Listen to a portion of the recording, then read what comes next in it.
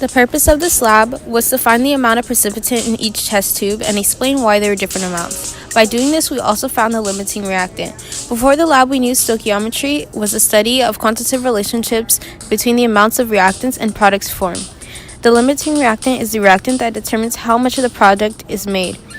The relationship that exists between the amount of reactants and products can be illustrated by a mole ratio. The materials that were used throughout the procedure were a burette, a test tube rack, 8 test tubes, a spatula, a spoolie, a graduated cylinder, a ruler, and copper sulfate, potassium hydroxide, and water. To start off the procedure, we had to fill the burette with 8 milliliters of potassium hydroxide and the other with 10 milliliters of copper sulfate, which are both aqueous solutions.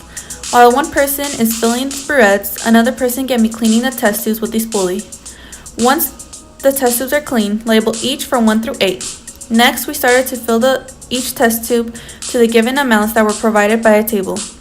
Once each test tube was filled to their corresponding amount, we added water to the test tubes 1 through 7 to make the height equal to test tube 8, which is 13 milliliters.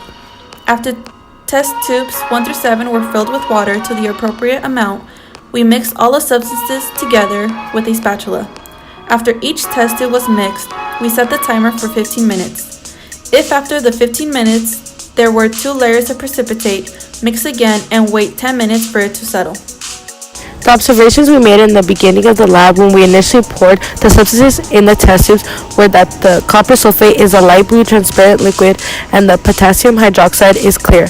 Once we mixed the two together, the copper sulfate and potassium hydroxide became a jelly-like substance. It was chunky and didn't mix. After the 15 minutes, each test tube contained a different height and precipitate, which were the light blue flakes.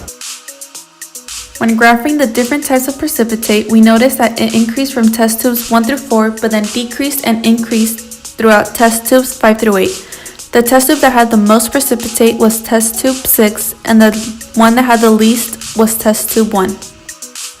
The precipitate of each test tube was different. Most weren't close to each other, but some were within range of the other test tubes. When doing the lab, we had noticed that the limiting reactant had changed.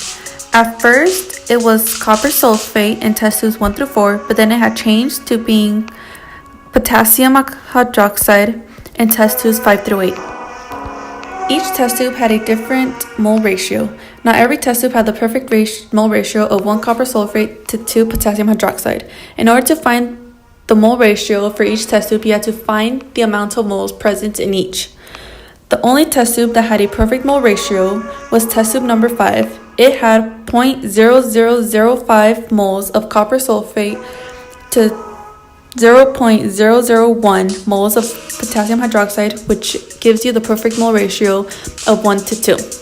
In test tube number 5, there was no limiting reactant due to there being a perfect mole ratio. Some potential errors can be that our measurements may have not been accurate when measuring the precipitate, rounding errors in the meniscus, different timings for each test tube, and there being 2 layers of precipitate making you mix again.